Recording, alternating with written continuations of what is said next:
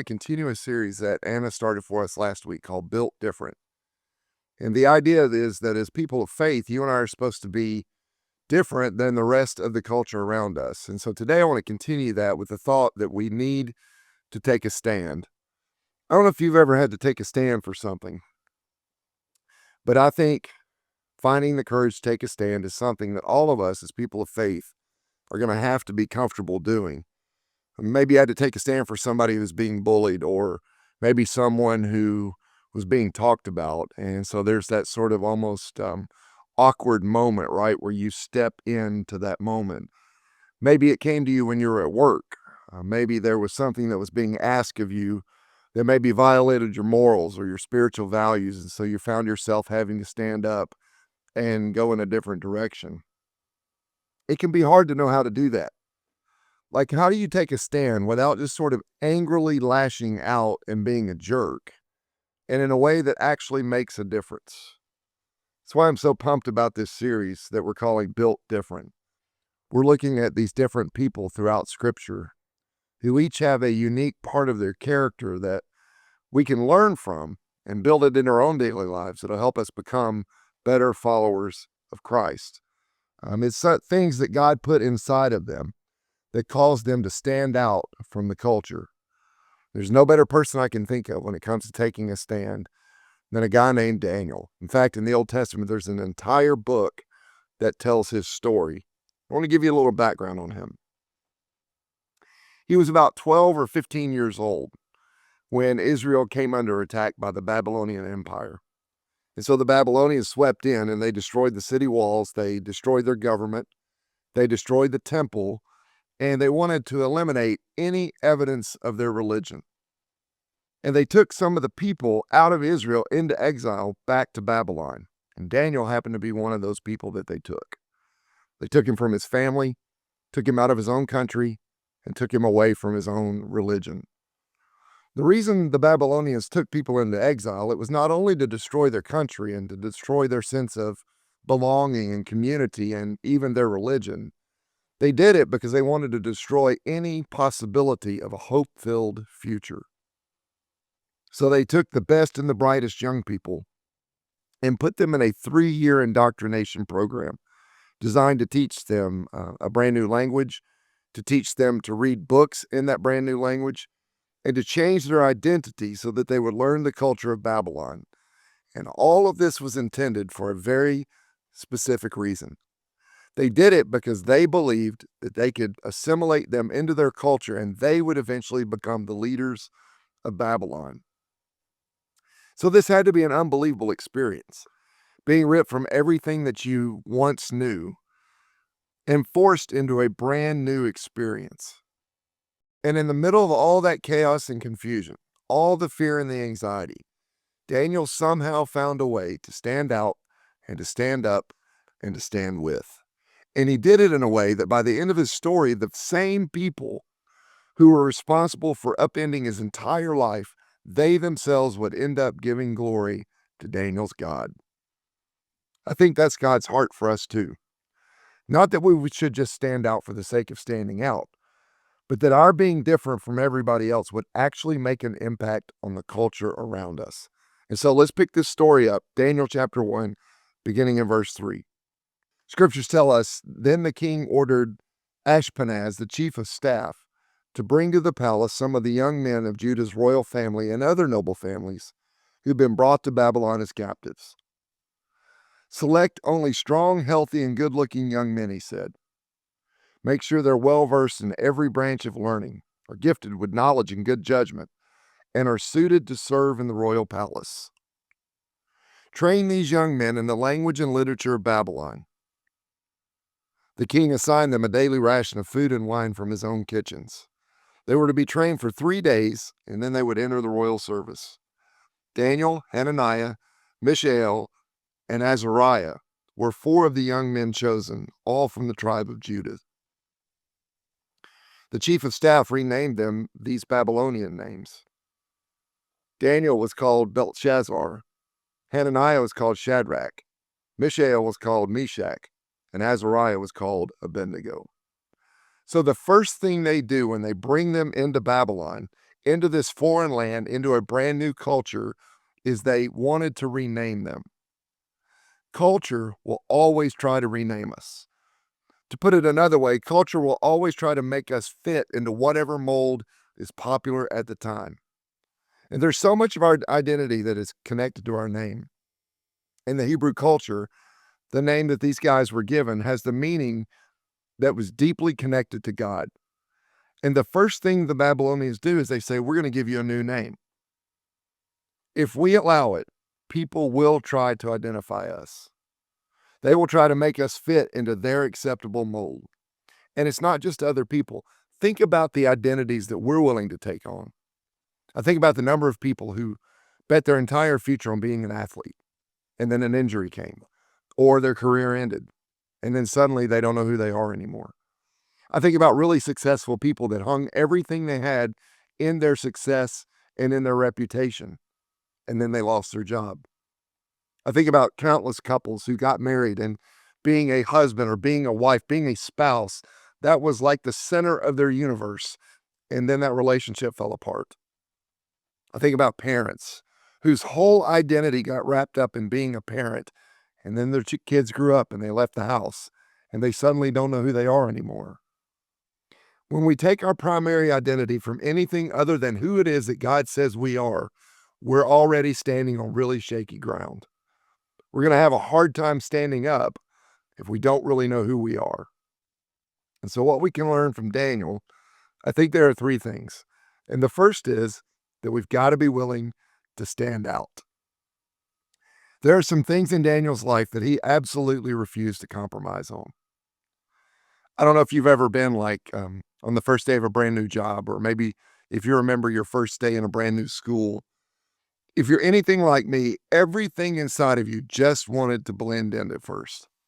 Like, I want to do anything to make myself stand out. All I want to do is just sort of blend into the background as best as I can, make no ripples, don't disturb anything, just kind of go with the flow. Well, as soon as Daniel gets to Babylon, he gets in a situation where he has to stand out. Daniel chapter 1, verse 8. But Daniel was determined not to defile himself by eating the food and the wine given to him by the king. He asked the chief of staff for permission not to eat these unacceptable foods. Now, for us, doesn't really sound like a big deal, right? It's food. I mean, just eat the food, for crying out loud. But in their culture, the food that was served at the king's table and the wine that was served at the king's table was offered in the name of the Babylonian gods. And so for a Jewish person, this was like black and white. This was absolutely no question. It was not tolerable in their faith. So Daniel's like, no, I can't eat that. I've got to stand out on this one. I think there's a good insight here. Daniel pre-decided that there were some things in his life that were non-negotiable. So what about you? Do you have anything in your life that's like you've already pre-decided it's just not going to be negotiable? Now, depending on how honest you and I want to get with each other, there's like literally a ton of places we could go. Like the pre-decision with issues of our integrity, or issues of honesty and striving to always tell the truth, or this constant pursuit of stuff like kindness or acceptance or compassion, choosing to always do the right thing, making the pre-decision that I'm not going to cheat my way through life, that I'm not going to cut corners. I'm going to keep my mind clear and protect your soul. Maybe it's a pre-decision about the integrity of a relationship. I read just this week that 75% of all paid subscribers to OnlyFans are married men. What about that integrity? What about that pre-decision that I'm not going to be drawn away from my committed relationship? Now, I know some of y'all are dying right now, so here's an easy one. One of the things I appreciate about Daniel is he stood out for his excellence. Check this out, Daniel chapter 1, verse 20. Whenever the king consulted them in any matter requiring wisdom and balanced judgment, he found them 10 times more capable than any of the magicians and enchanters in his entire kingdom. 10 times. It's incredible. As believers, if we're going to put the name of Jesus on our business, or if we're going to put a fish on the back of our cars, we better stand out in the way that we live our lives with excellence. The point is, given the world in which you and I currently live, we must be unafraid to stand out. It's okay to be different because you and I are called to live by a different, higher standard. Here's the second thing that I see. It's a willingness to not only stand out, but a willingness to stand up. Daniel had to stand up to not one king, but 4 different kings that were in his life that were demanding he do something that he knew he wasn't supposed to do. He had to stand up to his peers, and he had to stand up often in a way that was really, really uncomfortable. It's fascinating to me how he did it. Daniel chapter 1, verse 11. Daniel spoke with the attendant who had been appointed by the chief of staff to look after Daniel, Hananiah, Mishael, and Azariah. Please test us for 10 days on a diet of vegetables and water, Daniel said. At the end of 10 days, see how we look compared to the other young men who are eating the king's food. Then make your decision in light of what you see. The attendant agreed to Daniel's suggestion and tested them for 10 days. At the end of the 10 days, Daniel and his 3 friends looked healthier and better nourished than the young men who had been eating the food assigned by the king. So after that, the attendant fed them only vegetables instead of the food and wine provided them by the others. So what's the point? When it was time for Daniel to take a stand, he did not do it the way that we often do it in our culture. He did not make a post on social media railing about how evil the king was. He did not rebel against the king. He did not even try to start a revolution. According to the text, Daniel came with humility and honor and respect. He's like, look, would you be willing to allow me to try something different? Here's what you need to know about Daniel. There were several times where he had to deliver some really, really hard news to the kings, like things that were going to happen to their kingdom, things that were going to happen to them themselves. Had to predict one king's actual death and the end of his reign. Really, really hard stuff. And so as he stood up for the right things, Daniel knew he had to navigate his way through with great humility. There are times when you and I can stand up for the right thing, but we can do it in the absolute wrong way. I think you'll agree our world is on fire right now. It feels like our culture is coming apart at the seams. Every single day, we are being pitted against one another. There's political upheaval and chaos everywhere. There's threat of a legit global war that seems more real today than it ever has in my entire lifetime.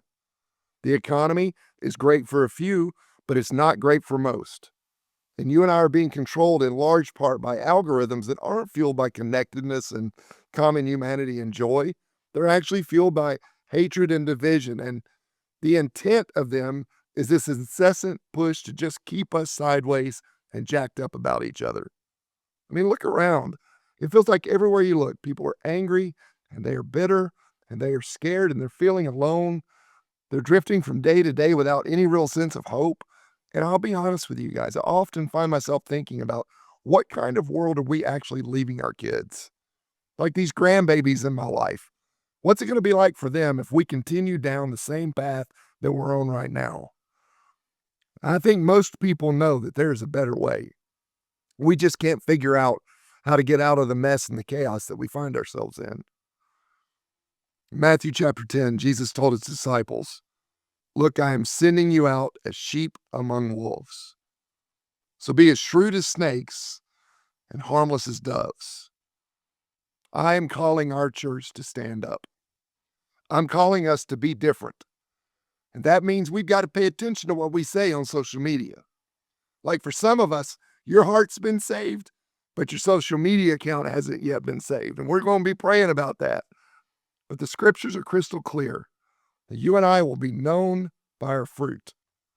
And so we got to stand for justice. We got to be a voice for those who have no voice. We got to speak out against oppression. We got to stand for what's right, all the while remembering that we're being held to a higher standard. And so we've got to wrap everything that we do in things like love and patience, and kindness and goodness. We got to exercise a little self-control. And our ultimate goal should always be to seek peace. But now is not the time to be silent. Now is the time to stand up, to put our line in the sand, to tell our culture there is a better way, a way that is filled with grace, a way that's filled with mercy, and a way that's filled with hope. The final thing I see in Daniel's story is that there needs to be a willingness to not only stand out and to stand up, but we got to find a way to stand with. Jesus gave us the ultimate directive in Matthew chapter 25. He was very clear about who the church and those who claim to be his followers should stand with. One day he was speaking about the final judgment. And he said, "Then the king will say to those on his right, 'Come, you who are blessed by my Father, inherit the kingdom prepared for you from the creation of the world. For I was hungry and you fed me. I was thirsty and you gave me drink. I was a stranger and you invited me in your home. I was naked and you gave me clothing. I was sick and you cared for me. I was in prison and you visited me.'" This is good, y'all. Lest anybody be confused on this, Jesus is telling his disciples and telling us, his followers, that he himself identified with strangers and immigrants and refugees. He identified with the poor and the sick and the prisoners. He was for anybody that was overlooked by our culture and by the world around us. He was for anybody that felt like they'd been cast out and forgotten. And those of us who claim his name, we will be judged based on how we interact with those people. It requires faith. It's a faith that actually expresses itself in real, tangible ways. There are moments when we can't just talk about faith. Like, we got to take it out for a spin every once in a while. We got to put our faith into action. We got to make our voices heard. And sometimes our faith is going to require sacrifice. There will be a price required for following in the footsteps of Jesus. Daniel understood this about faith.